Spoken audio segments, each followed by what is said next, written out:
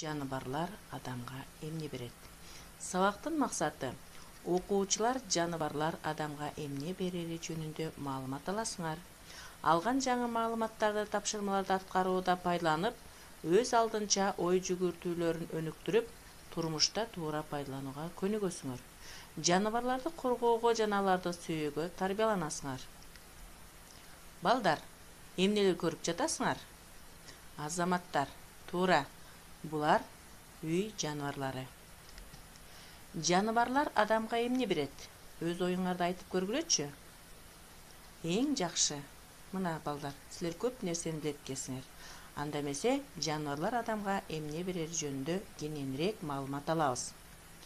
Мал чарбачылыгы адамдардын тамак ашка жана кийимге болгон муктаждыктарын канааттандыруу үчүн үй жаныбарларын өстүрүү болуп эсептелет. Үй жаныбарларынын ичинде жырткычтар, канаттуулар, балыктар жана курт-кумурскалар бар. Байыркы адамдар жаныбарларга аңчылык кылып, өздөрүнө тамак аш жана кийим-кече даярдашкан. Адамдардын дайыма тамак ашы, кийими болуш үчүн жапайы жаныбарларды колго үйрөтө башташкан. Азыркы учурда биз алардан эт, сүт, май, жүн, тери алабыз. Жаныбарлардын териси менен жүнү чийки заттарга кирет.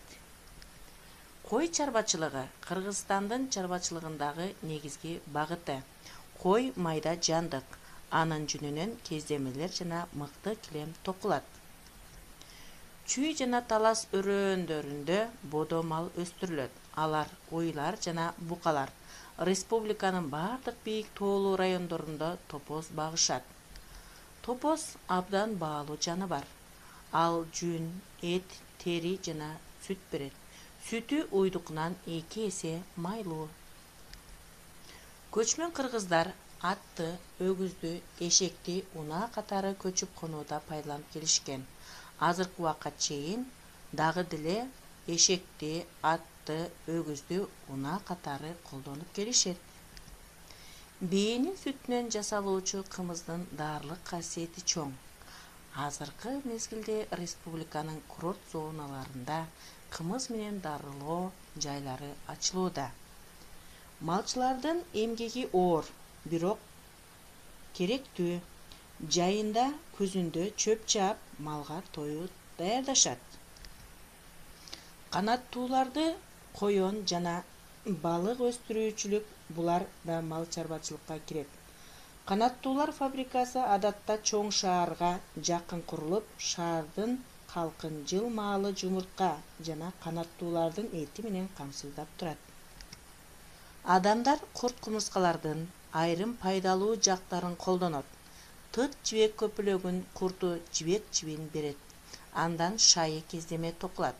Жибек көпөлөгүнүн курту фергана өрөөнүндө өстүрүлөт. Бал арыларын балчылар багат. Алар бардык жерде өстүрүлөт.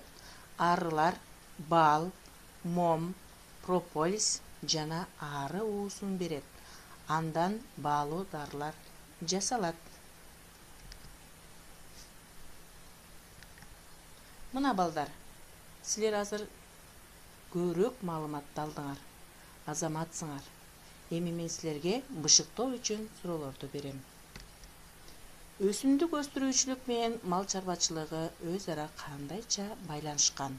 Кыргызстанда балыкчылыкты өнүктүрүү эмнеге көмөк берет?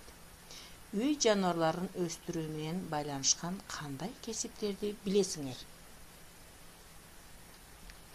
Азаматтар, үйгө тапшырма, силерди кызыктырган үй жаныбарлары жөнүндө кошумча маалымат топтоп келгиле. Көңүл бурганыңыздарга чоң рахмат.